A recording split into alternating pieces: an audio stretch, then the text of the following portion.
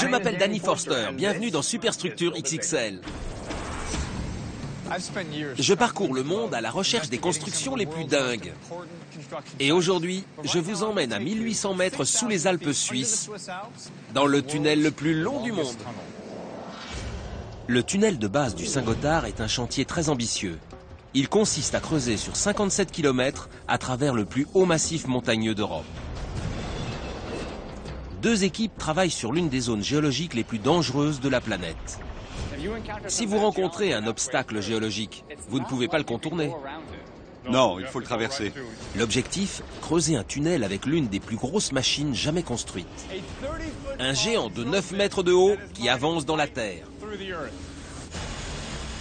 L'équipe doit détruire 7000 tonnes de roches par jour. La charge est à l'intérieur. Ce mur va prendre une sacrée raclée.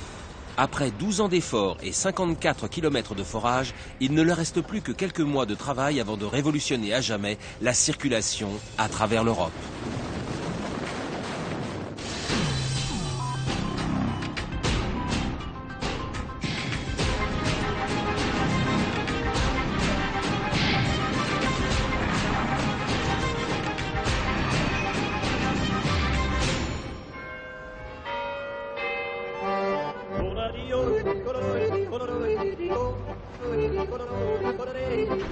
Me voilà en Suisse.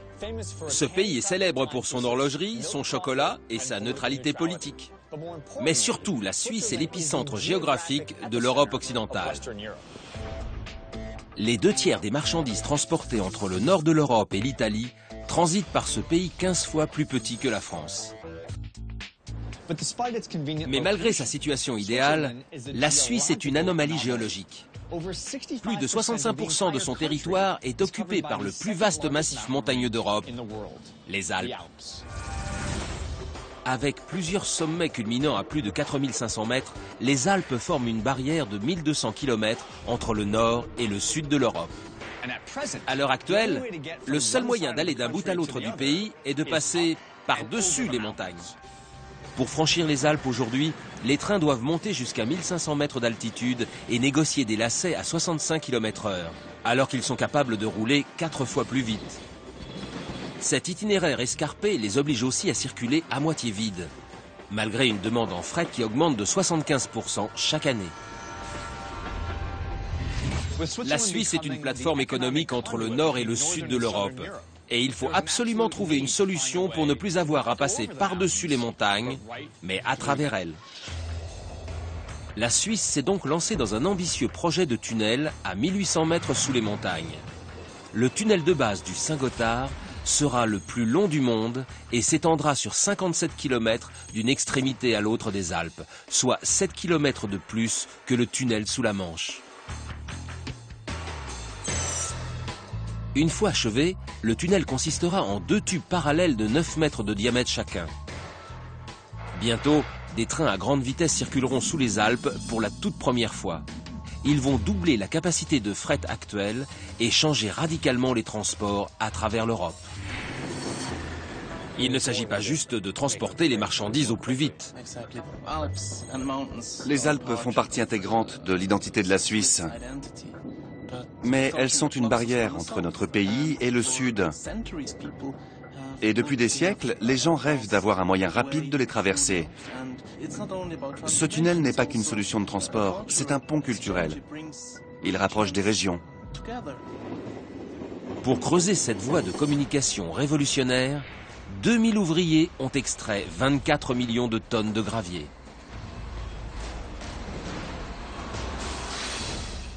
« 12 ans et 54 km plus tard, les équipes n'ont plus que 3 km à forer. Elles se rencontreront sous la partie la plus profonde des Alpes, à 1800 mètres des sommets. Aujourd'hui, on se rend à 27 km de l'entrée sud, où une équipe est confrontée à un type de roche particulièrement dur. On va entamer un voyage de 45 minutes dans ce train, qui va nous mener à l'endroit où l'on creuse le tunnel.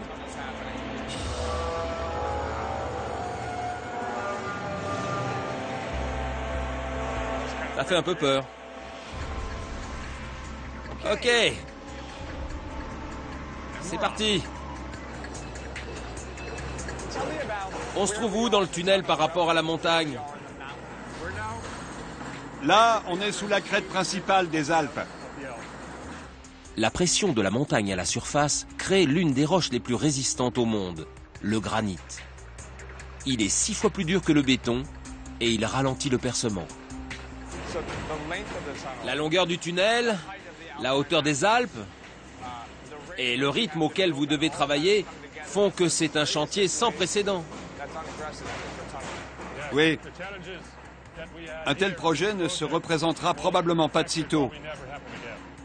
Personne ne s'était encore aventuré jusque-là? Non, on ne sait pas où on met les pieds. On est comme des astronautes. Chaque jour, on pose un pied là où personne n'est jamais allé. Après 45 minutes de trajet, il est temps de se mettre au boulot. On y est.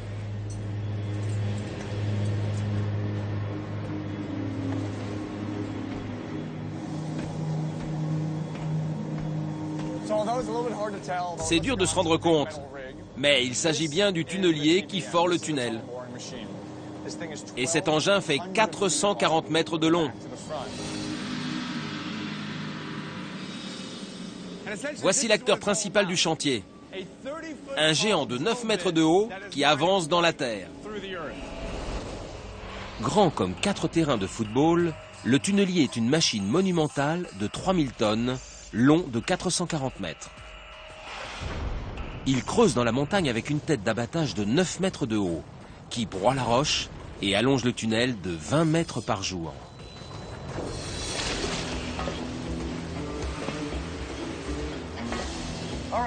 Me voilà à l'intérieur de la machine, juste derrière la tête d'abattage. Et ici, vous pouvez voir les molettes de coupe qui entrent en contact direct avec la roche à l'avant du tunnel. Les 66 molettes de coupe situées à l'avant du tunnelier pulvérisent 7000 tonnes de roche par jour. Elles forent le granit depuis 18 heures non-stop et elles commencent à accuser le coup. Si leur diamètre diminue de plus de 2,5 cm, elles peuvent ralentir le tunnelier et réduire considérablement sa progression. L'équipe doit donc les réparer avant de poursuivre. Il faut regarder si elles sont usées et si elles ont besoin d'être remplacées. Et c'est Martin qui s'en charge. Martin, top est là. Martin est allemand. Il ne parle pas très bien anglais, mais on va se débrouiller, car on est tous les deux coincés à 1800 mètres de profondeur. On n'a pas vraiment le temps de se raconter nos vies, donc c'est ça votre outil? Martin utilise une sorte de compas pour mesurer l'usure de chaque molette.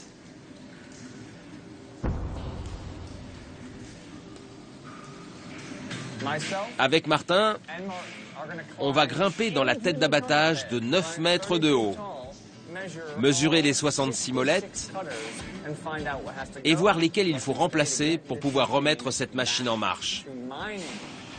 C'est pas si haut que ça. Voilà. Haute comme un immeuble de 3 étages, la tête d'abattage s'enfonce dans le granit avec une force de 26 tonnes. Regardez-le. Les molettes s'usent au bout de 12 heures de forage seulement, soit 10 fois plus vite que dans une roche plus friable. Je vais donner un coup de main à Martin. Ne bougez pas, j'arrive. C'est bon, descendez. Salut Martin. Salut Danny. Ça va bien? Ça va, merci. On est maintenant au fond de la tête d'abattage, exactement en dessous du disque de 9 mètres. Et on est là pour vérifier ça. La molette est là. Martin, on va la mesurer. On écarte le pied à coulisses et on regarde ce qu'il indique. 18,28 mm. Cette molette peut encore tenir bon. Combien? 4,8 mm. Ça passe, c'est bon. Suivante. 7,01 mm. Encore une bonne nouvelle. Oui, ça va. Pas mal, non? Plutôt. Content? C'est très bien. Très bien. J'imagine que quand on vérifie 66 molettes, c'est dur de se réjouir à chaque fois. Verdict, seulement 3 molettes doivent être remplacées avant de pouvoir remettre le tunnelier en marche. Martin est en train d'enlever l'ancienne molette.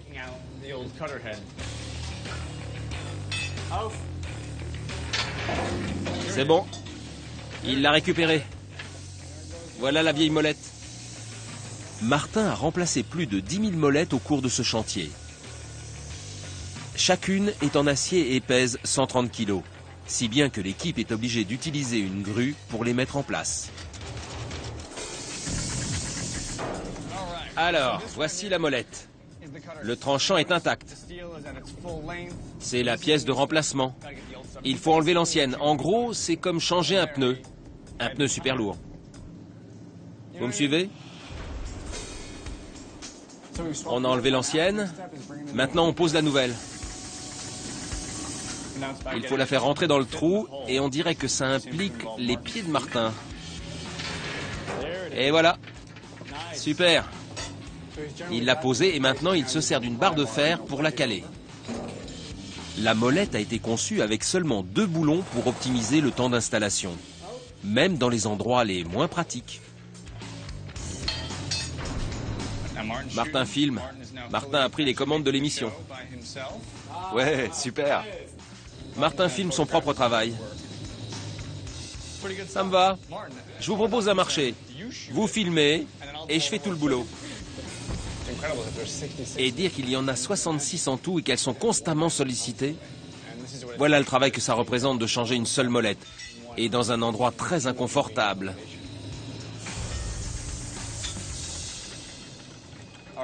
Alors l'ancienne est partie? Oui, La nouvelle est posée? Terminé? terminé. Beau boulot. Merci. Vous êtes un champion. Grâce aux petits doigts agiles et à la perspicacité de Martin, la tête d'abattage peut reprendre du service et poursuivre le percement du tunnel. Les Suisses sont réputés pour leur remarquable précision, tant dans le domaine de l'horlogerie que pour leur fameux réseau ferré grâce auquel, je peux en témoigner, vous partez et vous arrivez exactement à l'heure indiquée. Cette qualité va leur être utile pour le tunnel qu'ils sont en train de construire, car il sera non seulement le plus long du monde, mais il devra également accueillir des trains ultra rapides. Les trains rouleront dans le tunnel du Saint-Gothard entre 200 et 250 km/h. Et à cette vitesse, la moindre courbe peut provoquer un déraillement. Pour les équipes qui creusent de part et d'autre, cela implique de percer une route droite sur 57 km et de se rencontrer à un point précis. Et pour y parvenir, il faut être très organisé. Chaque opération est réglée à la minute près, notamment le train qui transporte les ouvriers jusqu'au chantier 3 fois par jour. Je me dépêche parce que le train part à un horaire très précis. Celui-ci part à 5h20 du matin. Et si je le rate, je devrais attendre 3 heures. Ça ressemble à n'importe quelle gare, enfin plus ou moins. Alors il est 5h15 et le train part à 5h20. 5h20 précise.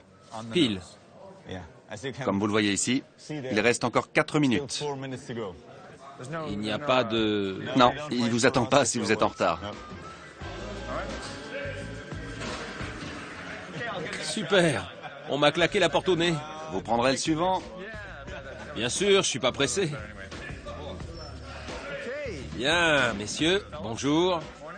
Ravi de vous voir, Danny des États-Unis. Il n'y a qu'un seul train pour entrer et sortir du tunnel. Il transporte aussi bien les ouvriers que le matériel et la roche extraite. Et si les horaires sont aussi précis, c'est parce que le décalage d'une simple minute pourrait retarder de 8 heures le planning global des travaux. En descendant du train, les ouvriers doivent se dépêcher de gagner l'ascenseur, qui les fait descendre de 730 mètres jusqu'au chantier. Et voilà, le train n'est même pas arrêté qu'ils sortent déjà. Les horaires suisses, ça ne rigole pas. Après vous? Ils sont obligés de courir, car après l'arrivée du train, ils n'ont que 5 minutes pour monter dans l'ascenseur. Quelle organisation! Réglée comme des horloges suisses. Ouais. Je vais descendre à 730 mètres sous les Alpes, avec 65 de mes potes suisses. Salut les gars, ça gaze? L'ascenseur a une capacité de 200 tonnes et il effectue sa descente de près de 800 mètres en seulement 2 minutes. On y est, pile à l'heure. J'ai l'impression que c'est mon premier jour d'école, avec mon sac à dos et mon drôle de blouson. Nous voilà arrivés au cœur même du tunnel, avec plus de 1500 mètres de montagne au-dessus de nos têtes. À cette profondeur, il est absolument crucial que le tunnel garde la bonne trajectoire pour garantir un percement réussi. Vous devez être très précis. On a une marge de 12 cm pour la jonction. C'est grand comme ça. C'est comme de tirer à l'arc sur une cible qu'on ne voit pas. Sauf qu'on est obligé de mettre la flèche dans le mille. C'est très précis et vous tirez une flèche à l'aveugle. Oui. Sur des kilomètres. Et il reste encore 3 km. Ce qui est fascinant, c'est que vous avez fixé un point de départ et un point d'arrivée. Si vous rencontrez un obstacle géologique en chemin, vous ne pouvez pas le contourner. Non, il faut le traverser. C'est le principe de ce tunnel. On ne peut pas changer la géologie. Normalement, les deux tunneliers creusent l'un vers l'autre pour se retrouver au milieu. Mais à l'extrémité nord du tunnel, l'équipe a atteint une zone de roche friable avec des lignes de faille. Creuser au travers pourrait endommager le tunnelier et ils vont avoir recours à une autre technique de forage. Le tunnel mesure 57 km. Les 9/10 sont creusés à l'aide d'un tunnelier. Une machine capable de progresser de 20 mètres par jour. Mais cette zone-ci, le 10e restant, présente tellement de lignes de faille qu'il serait trop dangereux d'utiliser un tunnelier. Du coup, ils reviennent à une bonne vieille méthode, l'explosif. Faire sauter la roche prend 10 fois plus de temps que d'utiliser le tunnelier. Mais c'est la seule solution sur cette zone instable. L'énorme pression de la montagne écrase le tunnel et réduit progressivement son diamètre d'1 mètre. Pour remédier à ce problème, l'équipe construit un tunnel d'un diamètre plus large que nécessaire. La roche le comprimera et il fera à terme la même taille que l'autre tronçon.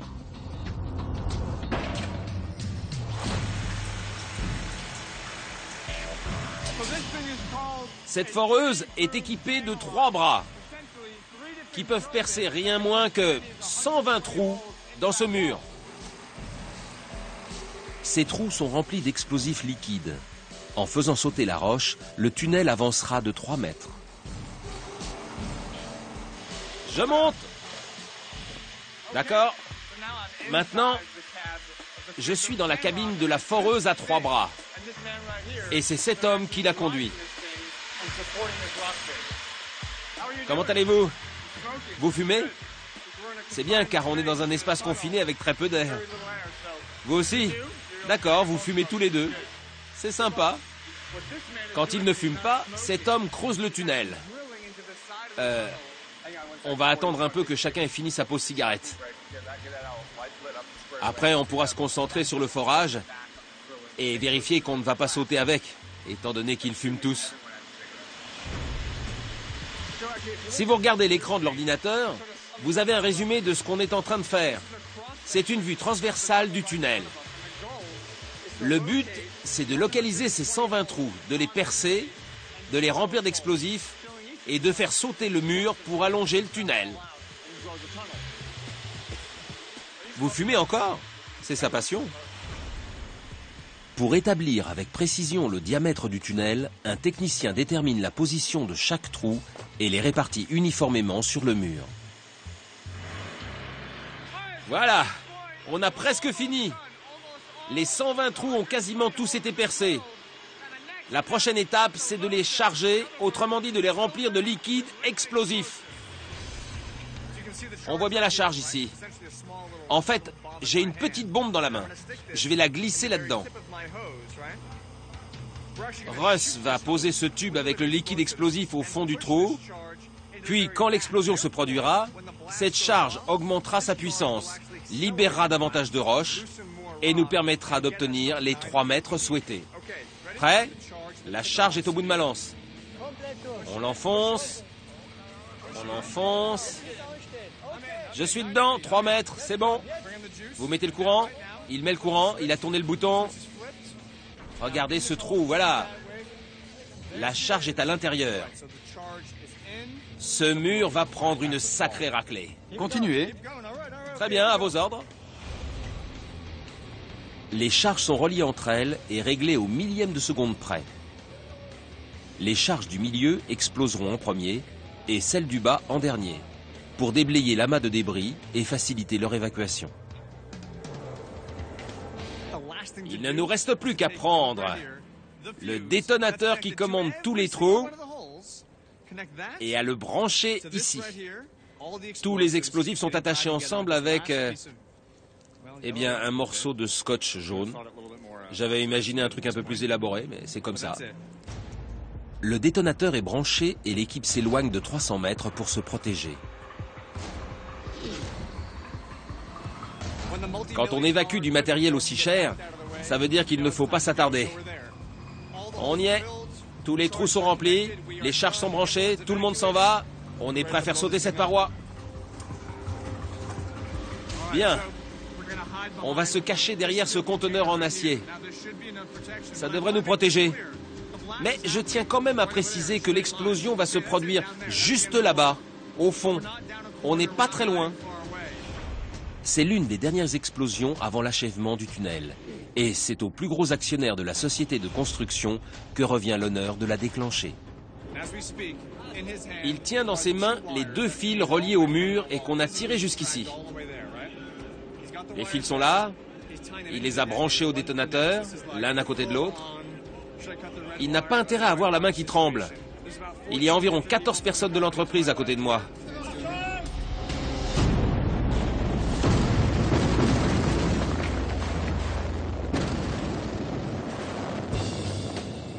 Waouh, énorme. Ils sont là. Apparemment, il faut avoir des actions dans la société pour pouvoir déclencher une explosion. Et comme ce n'est pas mon cas, je n'ai pas pu le faire. Lui, si, et il a fait du super boulot. Tout s'est bien passé. Normalement, la paroi a reculé de 3 mètres.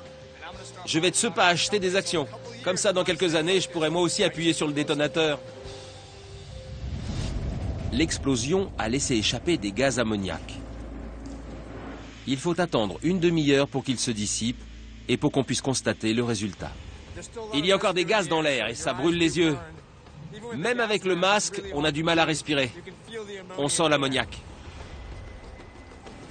Qu'est-ce que vous en dites? Tip top. Tip top, vraiment? Magnifique. Il est content.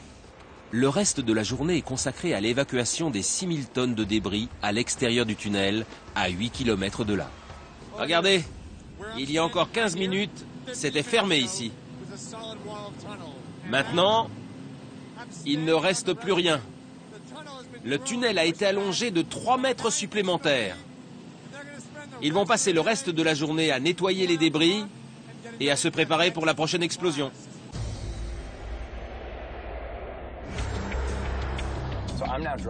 Me voilà au milieu des Alpes suisses, un des massifs montagneux les plus vastes du monde. Et la route est compliquée. 1500 mètres de dénivelé et une série de virages en épingle à cheveux. Pendant plus de 800 ans, on a cherché un moyen plus rapide de traverser les Alpes. Pour construire ce tunnel sous la montagne, les ingénieurs ont dû surmonter des conditions géologiques extrêmement complexes. En général, un bloc continental est constitué de dépôts de sédiments accumulés les uns au-dessus des autres pendant des millions d'années. Ce processus crée une stratification horizontale des couches, des conditions idéales pour creuser un tunnel. Le tunnelier rencontre le même type de roche tout au long du percement. Mais ici en Suisse, la situation est un peu différente. Quand les plaques tectoniques sont entrées en contact, elles sont remontées vers le haut, créant une série de stratifications verticales, qui ont donné naissance à une superbe chaîne de montagnes, mais aussi à des caractéristiques géologiques très diverses. Quand le tunnelier progresse, il rencontre une roche d'un certain type, puis une autre, et ainsi de suite. Un ensemble de problèmes différents qui nécessitent des solutions différentes. Si du côté nord du tunnel, l'équipe s'est heurtée à des zones difficiles, au sud, le tunnelier a foré sans encombre pendant plus d'une semaine. Mais aujourd'hui, ils viennent de toucher une nouvelle couche de roches friables, à 3 km de la ligne d'arrivée. Le tunnelier est confronté à des conditions géologiques compliquées.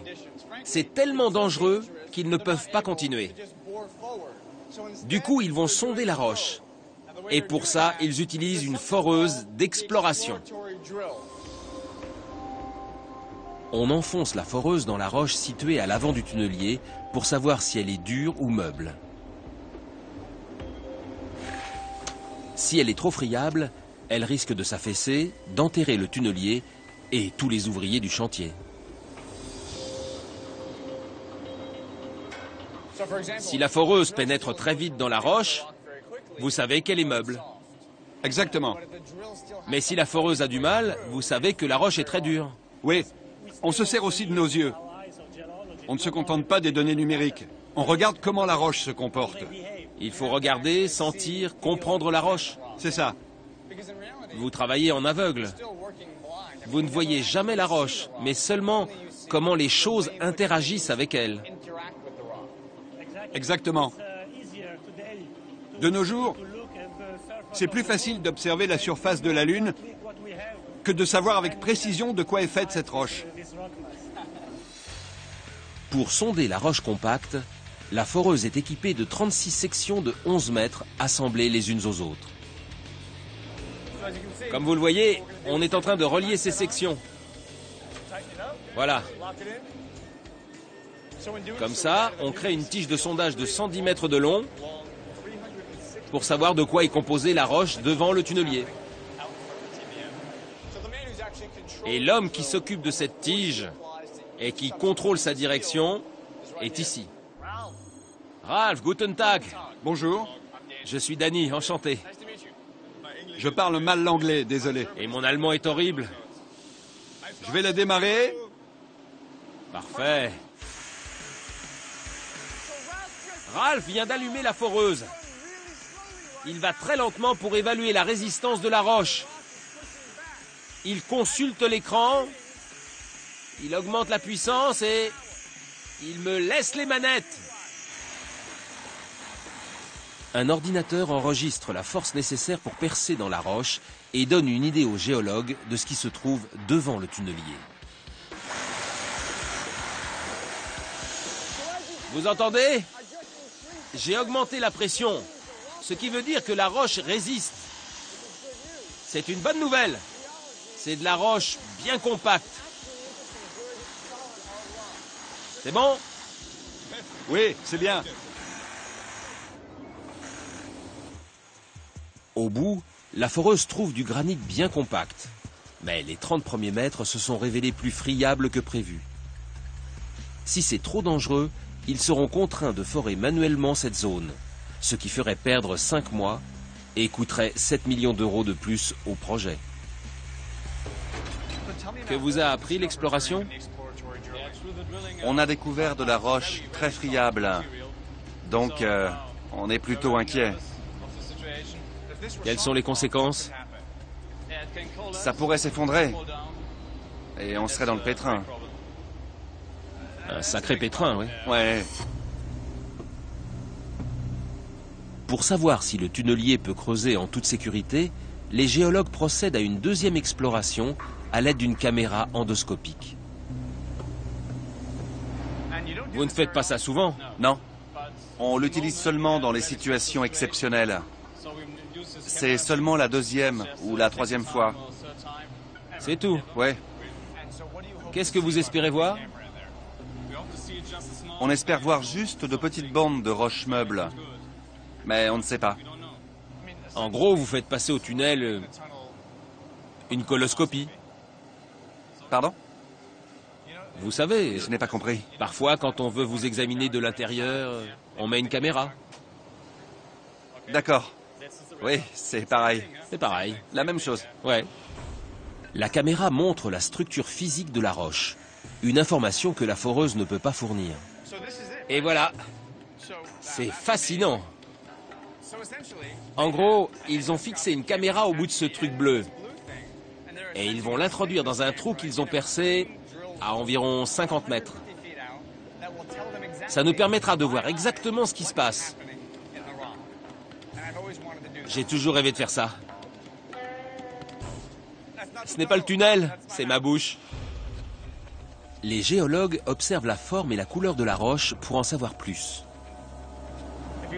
Si vous regardez l'écran, vous pouvez voir quelles seront les conditions géologiques à 50 mètres de l'endroit où on se trouve. On se croirait dans un film de science-fiction. C'est génial. Alors, en tant que géologue, cette image vous dit quoi? Je vois les pierres et je vois la structure. Et je vois que ces pierres sont identiques à celles qu'on a ici. La roche est noire et grise, avec les mêmes lignes. Et au bord, il y a des fissures blanches. C'est une bonne nouvelle. Une bonne nouvelle, oui. Les images montrent que malgré sa friabilité, la pierre est saine et que le tunnelier peut creuser au travers jusqu'à la roche dure. Si cette roche est bonne, cette roche-là l'est aussi. Absolument. Ça vous redonne le sourire. Tout à fait, oui. C'est de la bonne roche. Exactement. La chaîne des Alpes s'étend sur 8 pays. Mais la moitié de ses plus hauts sommets se trouvent en Suisse.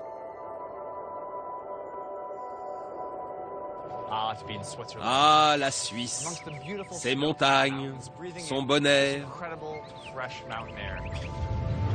Mais tout ça, c'est fini. Aujourd'hui, je vais au fond du tunnel, dans le noir et la chaleur étouffante, tout en dessous des Alpes. Le tunnel de base du Saint-Gothard est appelé ainsi parce qu'il coupe à travers la base des Alpes. Ce passage souterrain crée une voie rapide et plate. Mais il met aussi le tunnel en danger, non seulement à cause de l'énorme pression du relief à la surface, mais aussi des quantités d'eau que renferme la montagne. Les Alpes suisses sont une chaîne de montagnes remplie d'eau. Il y a des lacs, des ruisseaux et des sommets enneigés. Et quand la neige fond, toute cette eau s'infiltre lentement dans la montagne jusqu'au tunnel, rouillant l'acier et érodant le béton. Chaque année, 125 000 litres d'eau s'infiltrent par les parois. Si rien n'est fait pour la contenir, elle représenterait un grave danger. Elle pourrait fragiliser la structure et faire s'écrouler le tunnel ou bien rouiller les rails et provoquer un grave accident. L'enjeu est de taille. Trouver un moyen de rendre étanche ce trou de 57 km de long. Gunther, le problème c'est que les Alpes sont remplies d'eau. C'est ça? Des litres d'eau.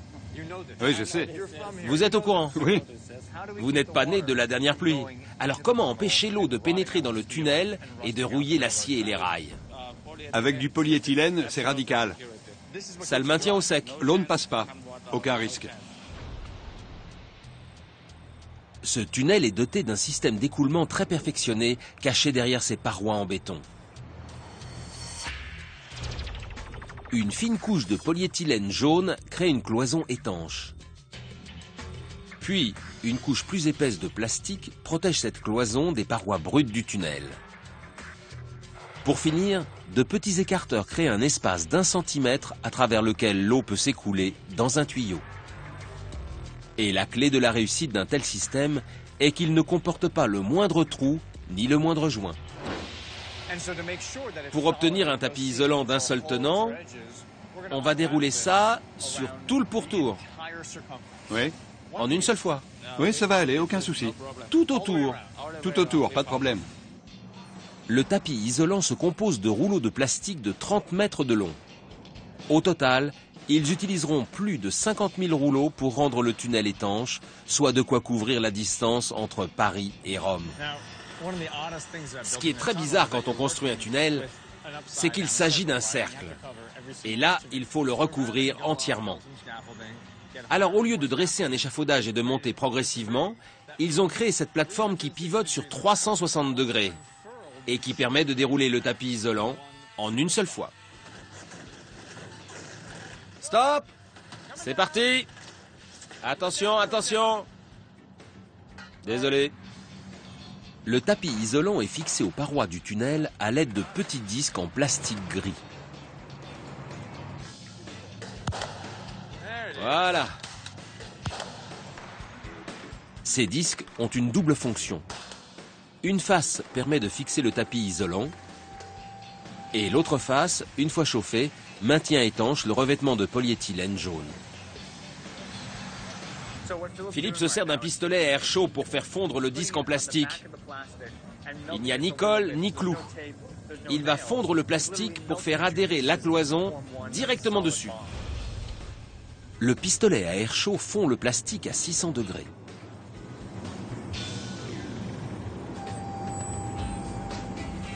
On continue là-haut? Oui, faites chauffer. Donc il a chauffé le disque et maintenant j'appuie sur le revêtement pour le faire adhérer. Et ça me brûle la main. Mais on ne s'arrête pas, on continue. On fait tout d'un coup. On est parti, on est parti. Oh non! Encore? Non mais je rêve. Vous ne portez pas de gants? Ça ne doit pas être la solution la plus facile. Si, c'est la plus facile, croyez-moi. Alors Gunther, ça s'active. On a mis du revêtement sur tout le pourtour du tunnel pour être sûr qu'aucune goutte d'eau ne rentrera. Mais c'est un boulot de dingue, vraiment. L'équipe de Gunther peut poser jusqu'à 10 rouleaux par jour. Ils n'ont couvert que 4 km et il leur faudra encore 2 ans pour rendre le tunnel entièrement étanche. Désormais, cette section du tunnel le plus long du monde est étanche. Oui, complètement. Incroyable. Je sais de quoi je parle. Il dit que c'est étanche. S'il y a bien quelqu'un qu'on peut croire sur ce chantier qui compte pourtant des tas de gens très fiables, c'est Gunther. Merci. Merci, chef. Le problème de l'eau est résolu, mais le tunnel subit encore une pression énorme des montagnes à la surface. Pour supporter des sommets culminant à 4500 mètres sans s'effondrer, il faut qu'il soit extrêmement robuste. Cette partie du tunnel est totalement étanche. Maintenant, on va lui donner de la résistance à l'aide d'un cylindre en béton. Et pour y arriver, on va utiliser cet engin, une machine à coffrage glissant. En gros, c'est un moule de 9 mètres de long qui forme les murs du tunnel avec des parois de 40 cm de béton. Lisez un peu ça. Il tourne la roue, ça s'ouvre. Le béton sort et va remplir tout le pourtour du tunnel sur 40 cm d'épaisseur. Et ça commence tout de suite. Le béton arrive. On entend chaque pompe pousser le béton à travers ce tuyau. Il va être monté et déversé dans le coffrage. Je vais y aller. On va couler le béton. On est prêt à couler le béton et à remplir cette cavité juste ici. Mais le problème, c'est que si on le coule comme ça, il va ressortir. Donc on doit fabriquer une barrière en bois pour maintenir le béton à l'intérieur. Comme vous le voyez, ils ont divisé le cercle comme des parts de pizza. Ça veut dire que ces portions doivent être posées une par une. Et c'est cet homme qui s'en charge. Peter, Danny.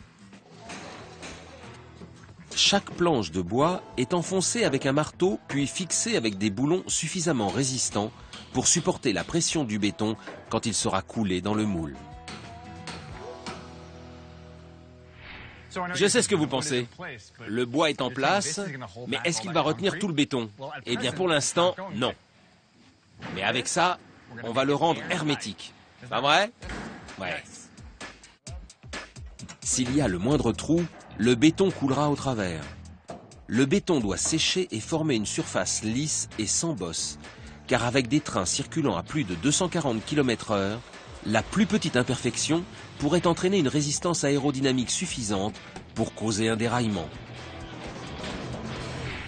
Je fais la chasse aux trous entre le bois et le haut du tunnel. Et si j'en vois, je les remplis. On comble les trous avec de la mousse expansée qui double de volume quand elle entre en contact avec l'air. On dirait un peu de la crème chantilly, comme quand on s'amuse à s'en envoyer dans la bouche. Vous voyez ce que je veux dire? Mais mieux ne vaut pas avaler ça. Je risquerais de le regretter. Je suis plutôt content. Quand on coulera le béton, il ne débordera pas. Et puis, ce n'est pas le plus important, c'est que je trouve ça très joli. Ça fait un joli glaçage. On en mangerait. En tout cas, c'est bien. C'est bon pour le tunnel. Maintenant que les bords ont été parfaitement bouchés, le moule va pouvoir retenir les 75 mètres cubes de béton. La plus grande difficulté est de maintenir la même densité de béton sur tout le pourtour. Si le béton humide prend au fond du moule, le tunnel ne pourra pas répartir uniformément la pression de la montagne et les parois risquent de se fissurer et de s'affaisser. Pour y remédier, le béton sera coulé dans le moule par couches successives de 3 mètres. Elles reposeront chacune 15 minutes avant la prochaine et seront donc assez solides pour tenir sous les couches suivantes. Quand on coule le béton, on ne peut pas le voir, sauf en passant par là. Ils ont percé une série de hublots qui leur permet de pénétrer à l'intérieur et de remuer le béton pendant qu'il est versé de part et d'autre du cylindre. Je peux aller jeter un œil? Ouais? Ouais. Je me trouve à l'emplacement du futur mur en béton. Voici la paroi extérieure et voici la paroi intérieure du coffrage. Comme vous le voyez, le béton se déverse. Il s'élèvera lentement et finira par remplir cette cavité tout autour. Cette section de 9 mètres a besoin de plus de 75 mètres cubes de béton pour devenir un mur suffisamment solide et résister à l'énorme pression de la montagne à la surface. Mais attention, cette section ne fait que 9 mètres de long. Il reste encore 57 km à faire pour créer le plus long tunnel jamais construit. Le col du Saint-Gothard est l'une des plus importantes routes commerciales d'Europe. Et depuis le XIIIe siècle, des ingénieurs se creusent la tête pour trouver un chemin plus court. On a toujours essayé d'améliorer la circulation dans les Alpes. Au départ, il y avait des chevaux avec des marchandises sur le dos. Ensuite, on a construit de petites routes. Et après, il y a eu la révolution du chemin de fer. Il y a un siècle, on rêvait déjà de creuser un tunnel à travers les Alpes, d'avoir une route droite. Oui, mais au XIXe siècle, on ne disposait pas de la technologie pour construire des tunnels aussi longs. La technologie a finalement rattrapé son retard en 1999, quand la Suisse a entamé la construction du tunnel. Et aujourd'hui, le pays est sur le point d'achever le percement du premier axe rapide à travers les Alpes. Mais le tunnelier ne doit pas dévier d'1 pouce. À 27 km à l'intérieur du tunnel, une équipe creuse les 3 derniers kilomètres.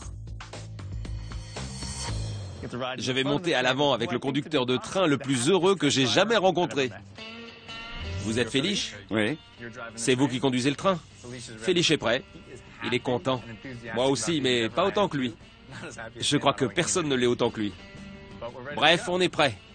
Allez, j'adore. Super. On est parti. Après 16 heures d'exploration géologique dans une zone de roches friables, le tunnelier va enfin pouvoir recommencer à forer. Nous sommes arrivés? Ouais. Terminus! L'équipe est confrontée à des lignes de faille et une pression intense des montagnes à la surface. Le conducteur doit redoubler d'efforts pour garder la bonne trajectoire et éviter un effondrement. Bonjour monsieur. Bonjour. Ça va? Bien, merci. Dany. Yannick. Yannick. Oui, c'est ça. Vous conduisez le tunnelier? Oui. Tous ces boutons, tous ces trucs, Oui. tout ça, ouais. Tout ça, oui. On est en train d'avancer? Oui. Pour finir, après des passages très délicats,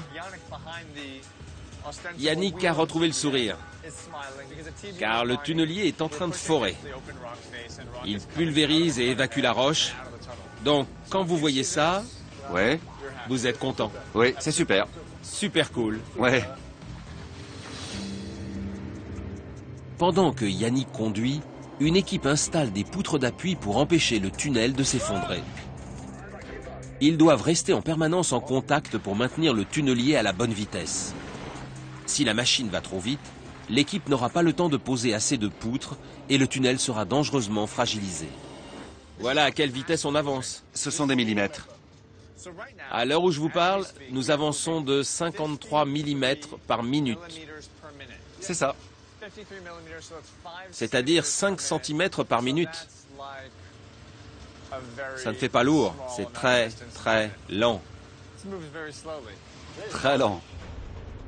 En plus de surveiller la vitesse, Yannick trace également la trajectoire pour retrouver la deuxième équipe de forage à l'autre bout du tunnel. Un écart de seulement quelques millimètres pourrait entraîner un défaut d'alignement de plus de 60 cm au moment où les deux équipes se retrouveront. Pour réaligner le tunnel, ils seraient obligés de creuser dans les parois existantes, de modifier leur forme et de compromettre leur intégrité. Là, on est en train de dévier légèrement vers la gauche et de monter. Pendant ces 9 heures de service, Yannick vérifie et ajuste la trajectoire du tunnelier plus de 100 fois en se basant sur des données GPS.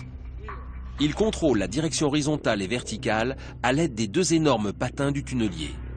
Ces patins propulsent également le tunnelier en avant et le font avancer de 2 mètres à chaque poussée. L'équilibre est parfait. On a la bonne puissance, la pénétration est bonne. C'est parfait. Oui, parfait. Bonne puissance, bonne pénétration, bonne vitesse et magnifique roche. Que demande le peuple? Peut-être de ne pas être à 1800 mètres sous les Alpes, mais en dehors de ça, tout va bien. Oui. Si vous avez besoin d'une machine, je peux venir à New York. À New York? La bonne nouvelle, c'est que Yannick veut venir me rendre visite. Mais la mauvaise, c'est qu'avec son tunnelier comme moyen de transport qui fait du 53 mm à la minute, il n'arrivera pas avant 14 ans. Après 10 ans d'études de projet et 15 ans de construction, la Suisse achèvera le plus long tunnel du monde en 2017.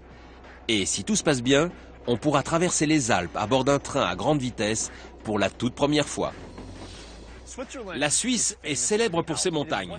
Les Alpes sont l'emblème de cette nation. Mais en même temps, ce massif est aussi une barrière qui coupe le pays du reste de l'Europe.